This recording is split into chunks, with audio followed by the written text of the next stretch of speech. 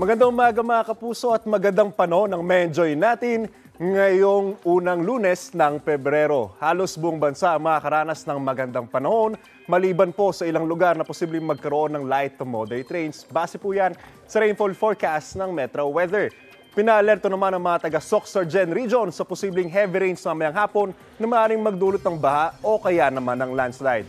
Mababa rin ang tsansa ng ulan ngayong araw dito sa Metro Manila. Ayon sa Pag-asa, easterlies po o mainit na hangin galing sa Pacific Ocean nangiiral ngayon sa silang bahagi ng ating bansa. Habang hangin amihan naman sa extreme northern Luzon. Mag-ingat po tayo mga kapuso. Ako po si Anjo Pertiera.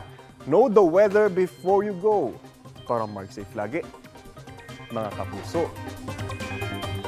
Kapuso, para laging una ka sa mga balita, bisitahin at mag-subscribe sa GMA Integrated News sa YouTube. Sa mga kapuso abroad, samahan nyo kami sa GMA Pinoy TV at sa www.gmanews.tv.